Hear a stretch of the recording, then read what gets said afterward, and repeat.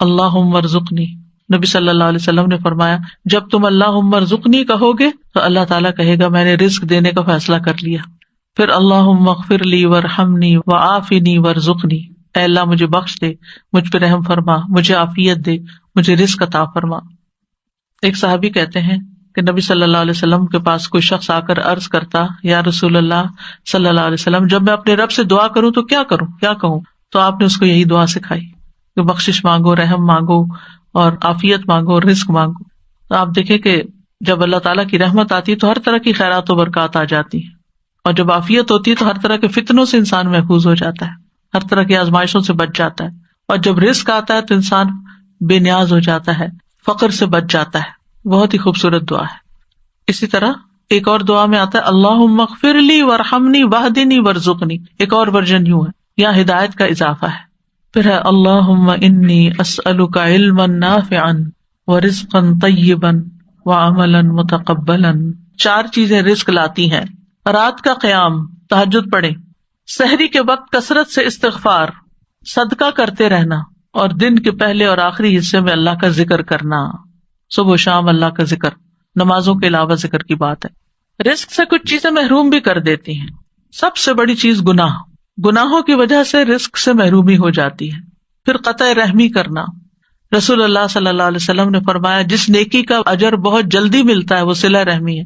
یہاں تک کہ کچھ گھرانوں کے لوگ فاجر و فاسق ہوتے ہیں، لیکن جب وہ صلہ رحمی کرتے ہیں تو ان کے مال بڑھ جاتے ہیں، ان کے افراد بڑھ جاتے ہیں. پھر اسی طرح لوگوں سے مانگنا. رسول اللہ صلی اللہ علیہ وسلم نے فرمایا جو شخص ایک مرتبہ مانگنے کا دروازہ کھول لیتا ہے اللہ اس پر تنگ دستی کا دروازہ کھول دیتے ہیں.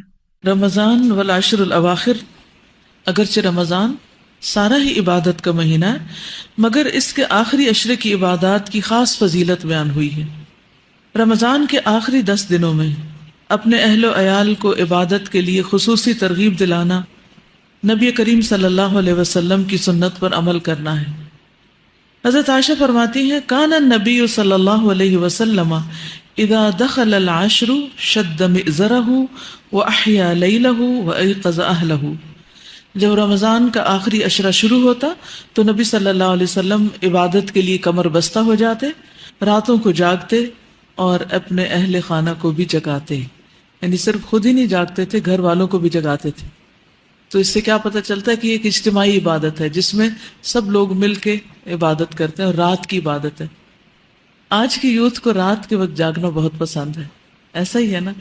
بہت سے بچے دن کو سونا پسند کرتے ہیں اور رات کو جاگنا. ایسا کیوں ہے؟ رات کو کیوں جاگتے ہیں؟ سکون ہوتا ہے. اس سکون میں ہم کرتے کیا ہیں؟ جو مرضی کا کام ہوتا ہے، جو ہم سب کے سامنے نہیں کر سکتے.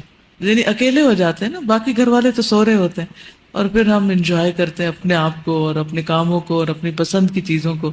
تو مومن کے لیے سب سے زیادہ پسندیدہ چیز کیا ہونی چاہیے؟ اللہ کی عبادت. تو اس کے لیے بھی دن کے مقابلے میں رات کا وقت رکھا گیا ہے. ٹھیک، سارا سال تو ہم عشاء اور فجر کی نماز اگر پڑھ لیں تو وہ بھی بہت اچھا ہے، تہجد جس کو نصیب ہو جائے وہ تو بہت ہی خوش قسمت ہے. لیکن رمضان کی راتوں میں تو قیام لازم ہے، اور پھر آخری عشرے میں تو جتنا زیادہ جاگ سکیں. تو جس کو شوق ہے جاگنے کا اس کے لیے تو بہت اچھے دن آ رہے ہیں. ان کے لیے جاگنا تو کچھ مشکل ہی نہیں. لیکن اس جاگنے میں ہم نے گپ شپ اور باتیں اور ادھر ادھر یا نیٹ پہ بیٹھ کے وقت نہیں گزارنا، بلکہ اللہ کی عبادت کرنی ہے. ایک اور روایت میں حضرت عائشہ بیان فرماتی ہیں کان رسول اللہ صلی اللہ علیہ وسلم یجتہد فی العشر الاواخر ما لا یجتہد فی غیرہ، کہ رسول اللہ صلی اللہ علیہ وسلم عام دنوں کی نسبت آخری عشرے میں خوب محنت اور کوشش کرتے. عربی کے الفاظ کہتے ہیں ما لا یجتہد فی غیرہ، جتنا کبھی آپ کسی اور وقت میں کرتے نہیں تھے. یعنی ایسی کوشش اور محنت اور ایسی عبادت کسی اور وقت میں نہیں ہوتی تھی. تو اس سے کیا پتہ چلتا ہے کہ ہم نے اس کے لیے خاص طور پر پلاننگ کرنی اور زیادہ سے زیادہ اس وقت کو اچھی طرح گزارنا ہے. آپ صلی اللہ علیہ وسلم حضرت فاطمہ اور حضرت علی کا دروازہ بھی کھٹکھٹاتے اور فرماتے الا تقومانی فتصلیانی، کیا تم دونوں نہیں اٹھو گے، نماز نہیں پڑھو گے؟ آپ آخری عشرے میں ہر رات مغرب اور عشاء کے درمیان غسل فرما کر خوشبو لگاتے تاکہ عبادات کے لیے تازہ دم ہو جائے. کس وقت؟ یعنی افطار وغیرہ کر کے کھانا کھا کر اور تراویح پڑھنے سے پہلے کے وقفے میں تاکہ پوری طرح فریش ہو جائیں. تو ایون اگر آپ نے پراپر غسل صبح کے وقت لیا ہوا بھی ہو تو اس سنت کو پورا کرنے کے لیے چند مگے پانی کے اپنے اوپر ڈال لیں تاکہ رات آپ کی اور زیادہ فریش گزرے، اچھی گزرے. اب اس میں یہ کہ کرنا کیا ہے، رات کو جاگ کر کرنا کیا ہے، اس کی لسٹ بنا لیں. مثلا پہلے آپ قیام کریں گے تراویح کا، پھر اس کے بعد آپ کچھ اذکار کر سکتے ہیں، تلاوت کر سکتے ہیں، کوئی درس و تدریس کر سکتے ہیں، اگر کٹھے گھر میں کچھ لوگ ہیں کچھ سیکھ سکھا سکتے ہیں، بیچ میں چائے بھی پی سکتے ہیں تاکہ جاگ سکیں. پھر دوبارہ قیام کریں، پھر فجر پڑھ کے پھر آرام کریں. ان راتوں میں لمبی دعائیں بھی مانگیں، ٹھیک ہے، کیونکہ دعاؤں کی قبولیت ہوتی. اسی میں طاق رات ہے، اسی میں جبریل اور فرشتے اترتے ہیں اور سب کو دیکھتے ہیں کہ کون کون عبادت کر رہا ہے، اور جو عبادت کر رہا ہے اس کو بخش دیا جاتا ہے. تو آپ کی پرسنل دعائیں، آپ زندگی میں کیا بننا چاہتے ہیں، آپ اپنی آخرت کیسے چاہتے ہیں، آپ اپنے ماں باپ کے لیے کیا چاہتے ہیں، بہن بھائیوں کے لیے کیا چاہتے ہیں، اپنے بچوں کے لیے کیا چاہتے ہیں، امت مسلمہ کے لیے کیا چاہتے ہیں، اپنے ملک کے لیے کیا چاہتے ہیں، یعنی اپنی ذات سے شروع کر کے پوری دنیا تک آپ کا دل کیا چاہتا ہے کہ کیا ہو، تو اس سے متعلق آپ خوب خوب دعائیں کریں. ٹھیک ہے، اس کو اگر لکھ لیں. میں نے ایک چھوٹی سی ڈائری بنائی ہوئی ہے، تو اس میں جب مجھے کوئی دعا یاد آتی ہے، جب میرے اندر کوئی طلب پیدا ہوتی ہے، تو اس میں لکھ لیتی ہوں کہ اللہ مجھے یہ عطا کر. کیونکہ جب قبولیت کی راتیں یا اوقات ہوتے ہیں تو پھر میں اس کو دیکھ بھی لیتی ہوں کہ کہیں کوئی چیز بھول تو نہیں گئی، تو اس طرح آسانی ہو جاتی. یا حج عمرے وغیرہ پہ جاتے ہیں تو اس میں بھی پھر وہاں جا کر بہت زیادہ ذہن پہ زور نہیں ڈالنا پڑتا، سوچنا نہیں پڑتا کہ کون کون سی دعائیں مانگنی، وہ سب ساتھ ہی لکھی ہوئی ہوتی ہیں. ٹھیک.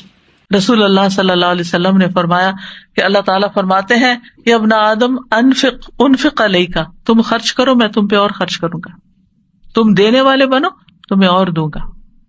پھر کمزور لوگوں کا خیال رکھنے کی وجہ سے رزق کا ملنا، یعنی جو اپنے لیے خود نہیں کما سکتے، بیمار ہیں، معذور ہیں، زیادہ عمر کے ہیں، یا کوئی بھی ریزن ہے، رسول اللہ صلی اللہ علیہ وسلم نے فرمایا میرے لیے ضعفاء اور کمزور لوگوں کو تلاش کرو، کیونکہ تم لوگ اپنے کمزور لوگوں ہی کے ذریعے سے رزق دیے جاتے ہو اور مدد کیے جاتے ہو.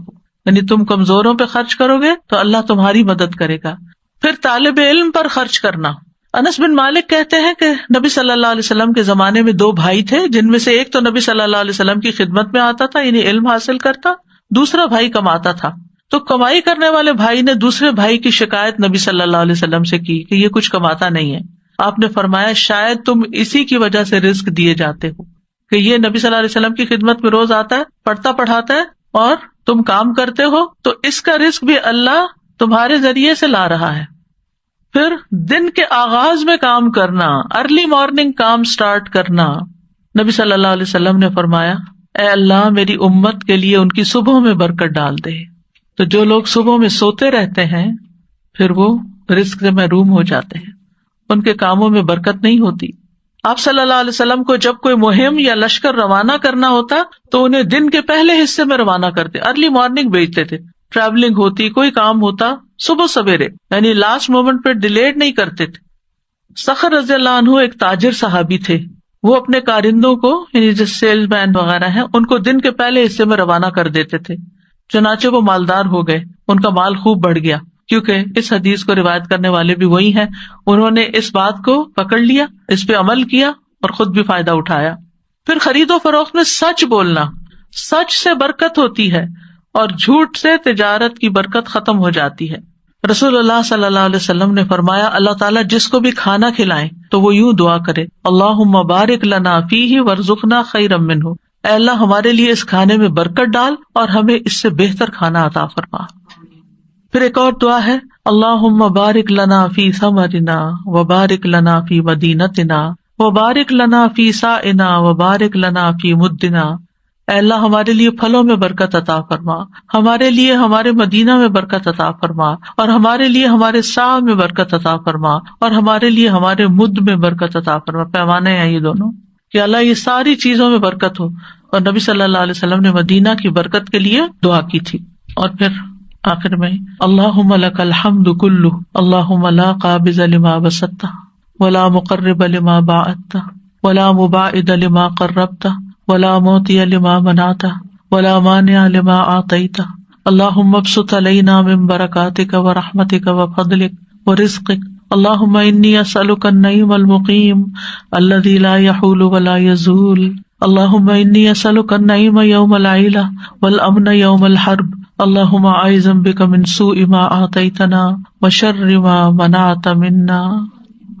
اے اللہ تیری ہی لیے ہر قسم کی تعریف ہے، اے اللہ جو تو پھیلا دے اسے کوئی سمیٹنے والا نہیں، جو تو دور کر دے اسے کوئی قریب کرنے والا نہیں، جسے تو نزدیک کر دے اسے کوئی دور کرنے والا نہیں، جسے تو عطا کر دے اسے کوئی روکنے والا نہیں، جس سے تو روک لے اسے کوئی دینے والا نہیں۔ اے اللہ ہم پر اپنی برکات، اپنی رحمت، اپنے فضل، اپنے رزق کو پھیلا دے۔ اے اللہ میں تجھ سے ایسی نعمتیں مانگتا ہوں جو ہمیشہ قائم رہے۔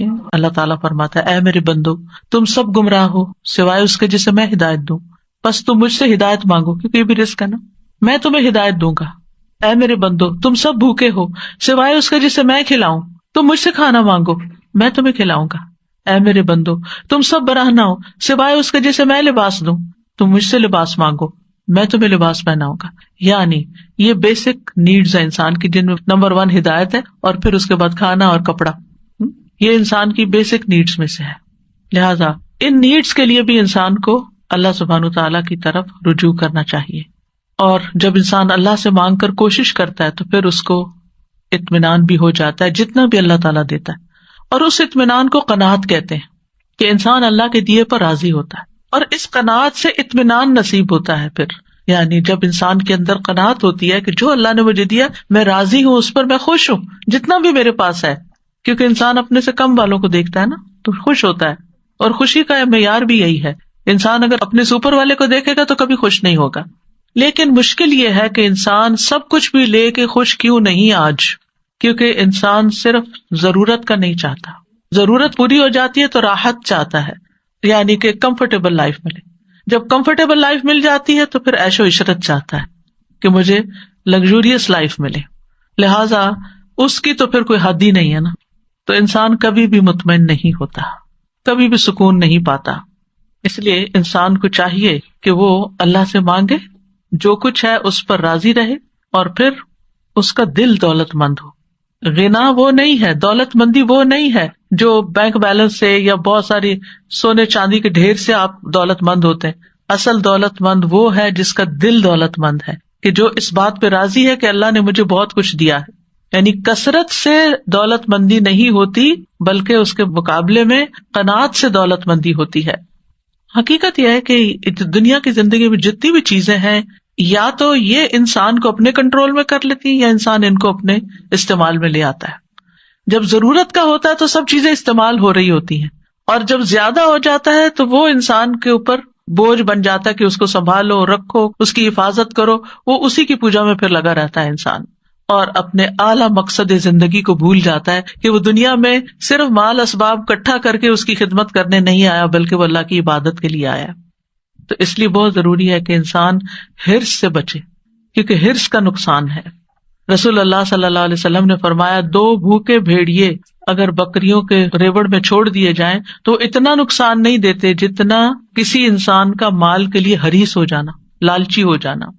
اور وہ کیا ہوتا ہے کہ انسان جو ملا ہے اس پہ راضی نہیں، بس اس سے زیادہ حاصل کرنے کی کوشش میں، اور زیادہ اور زیادہ، حتیٰ کہ مر ہی جاتا ہے، دنیا سے ہی چلا جاتا ہے انسان، اور اللہ کو دکھانے کے لیے کچھ نہیں ہوتا اس کے پاس، نہ کوئی عبادت، نہ کوئی خدمت، نہ کچھ۔ تو اس لیے انسان کو حرص سے اور لالچ سے بچنا چاہیے، اس کے اندر غنا ہونا چاہیے، شکر گزاری ہونی چاہیے، اور یہ شکر گزاری ہی انسان کی سعادت کی علامت ہوتی ہے۔ خوش قسمت ترین انسان وہ ہے، کامیاب ترین انسان وہ ہے کہ جس کے پاس ضرورت کا ہے اور وہ اس پر راضی بھی ہے۔ حدیث میں آتا ہے اس شخص نے فلاح پائی جس نے اطاعت کی اور اس کو بقدر ضرورت رزق مل گیا، اور اللہ نے اس کو جو کچھ دیا اس پر اس کو قناعت کی توفیق مل گئی، وہ خوش ہے اس پر جتنا ہے اس کے پاس۔ تو گویا دنیا میں بھی کامیابی کا راز زیادہ ہونے میں نہیں ہے کہ زیادہ ہو، بلکہ قناعت میں ہے، کیونکہ چاہت کی تو کوئی حد ہی نہیں نا، انسان کی چاہت تو لامتناہی ہے، ان لمیٹڈ ہے، جتنا اس کو مل جائے گا وہ کہے گا اس سے اور ہو، اس سے اور ہو۔ انسان کا پیٹ تو کبھی بھرنے والا نہیں، اس لیے انسان اپنی ساری کوششوں کا مرکز صرف دنیا کمانے میں نہ لگا دے، بلکہ اپنی آخرت کے لیے بھی فکر کرے، اور صرف جسمانی زندگی نہیں، روحانی زندگی بھی گزارے، اپنی روح کا حق بھی ادا کرے، انسانوں کا حق بھی دینے والا ہو۔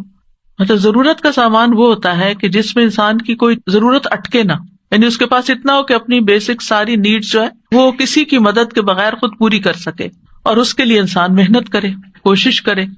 تو بہرحال رزق کا مالک اللہ ہے اور انسانوں کے پاس کچھ نہیں. اگر کوئی یہ سمجھتا ہے کہ کوئی انسان اس کے رزق کا مالک اور وہ اس کا رزق روک دے گا تو وہ غلط فہمی کا شکار ہے. اس لیے انسان کو رزق کے معاملے میں اللہ تعالیٰ سے دعا کرنی چاہیے، کوشش اور محنت کرنی چاہیے، جو ملا ہے اس پہ راضی ہونا چاہیے، مخلوق کی طرف نہیں دیکھنا چاہیے کہ ان کے پاس کیا اور وہ مجھے کیوں نہیں ملتا، اور حسد نہیں کرنا چاہیے کسی سے. اور جب مانگے تو پورے یقین کے ساتھ مانگے، اور جب انسان اللہ کا تقوی اختیار کرتا ہے تو اللہ اس کو وہاں سے رزق دیتا ہے جہاں سے اس نے سوچا بھی نہیں ہوتا. وَيَرْزُقْهُ مِنْ حَيْثُ لَا يَحْتَسِبُ وَمَن يَتَوَكَّلْ عَلَى اللَّهِ فَهُوَ حَسْبُهُ، وہ اسے وہاں سے رزق دے گا جہاں سے وہ گمان نہیں کرتا، جو اللہ پہ بھروسہ کرے وہ اس کو کافی ہو جائے گا. ان اللہ بالغ امرہ قد جعل اللہ لکل شیء قدرا، بے شک اللہ اپنا کام پورا کرنے والا ہے، یقیناً اللہ نے ہر چیز کے لیے ایک وقت، ایک اندازہ مقرر کر رکھا ہے. تو بہرحال ہم میں سے ہر ایک کا رزق مقرر بھی ہے، ماں کے پیٹ میں بچے کا رزق لکھا جاتا ہے، اور جو مقدر میں ہے وہ رزق ملے گا، بس طریقے حلال اختیار کریں، اسی چیز کو حرام سے نہیں. یعنی مثلاً ایک چیز کو پانے کے لیے 2 دروازے جاتے ہیں اور آپ کو کسی ایک کا انتخاب کرنا ہے اور اس میں داخل ہو کر وہاں تک پہنچنا، یعنی دونوں کوریڈور جو ہیں ایک جگہ پہ جا کے ملتے ہیں. اب آپ دائیں طرف سے جاتے ہیں یا بائیں، یہ آپ کی چوائس ہے. آپ حلال طریقہ اختیار کرتے ہیں یا حرام، یہ آپ کی چوائس ہے. محنت تو دونوں میں کرنی پڑتی ہے، حرام میں بھی محنت کرنی پڑتی ہے اور حلال کے لیے بھی محنت کرنی پڑتی ہے. لہٰذا انسان کو چاہیے کہ جلد بازی نہ کرے اور حلال طریقے سے ہی رزق کو حاصل کرے. اور پھر آپ دیکھیے کہ زمین میں چلنے پھرنے اور کوشش کرنے اور محنت کرنے کا حکم دیا گیا ہے. سورۃ الملک روز آپ پڑھتے ہیں، اللہ تعالیٰ فرماتے ہیں هو الذی جعل لکم الارض ذلولا فامشوا فی مناکبها وکلوا من رزقہ والیہ النشور. وہی ہے جس نے تمہارے لیے زمین کو تابع کر دیا، سو اس کے کندھوں پہ چلو، نکلو، کام کرو اور اس کے دیے ہوئے میں سے کھاؤ، اور اسی کی طرف دوبارہ اٹھ کے جانا ہے. یعنی مرنے کو نہ بھولو، آخرت کی تیاری نہ بھولو، یعنی دنیا میں لگ کے اپنی آخرت کو نہ بھولو. انبیاء بھی رزق کی تلاش میں جاتے تھے. اسماعیل علیہ السلام کی شادی کے بعد ابراہیم علیہ السلام اپنے مکہ میں چھوڑے ہوئے خاندان کو دیکھنے کے لیے آئے تو اسماعیل علیہ السلام گھر پر نہیں تھے. جب کچھ دنوں کے بعد تشریف لائے تو اس مرتبہ بھی اسماعیل علیہ السلام گھر نہیں تھے. تو آپ ان کی بیوی کے پاس گئے، ان سے پوچھا کہ اسماعیل کہاں ہے؟ انہوں نے بتایا کہ ہمارے لیے روزی تلاش کرنے گئے ہیں، یعنی کام پر گئے ہیں.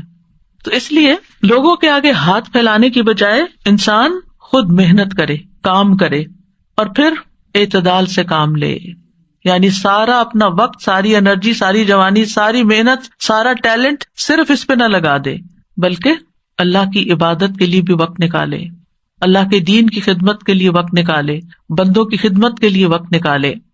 فضیل بن ایاز کہتے ہیں لوگوں نے سچائی اور حلال رزق کی طلب سے زیادہ افضل زینت کسی اور چیز کے ساتھ اختیار نہیں کی. ابو سعید خدری کہتے ہیں اے لوگو، تنگ دستی تمہیں رزق کو ناجائز مقام سے حاصل کرنے پر نہ اکسائے، اور پھر جو اسباب اللہ تعالیٰ پیدا کرے ان کو اختیار کرے.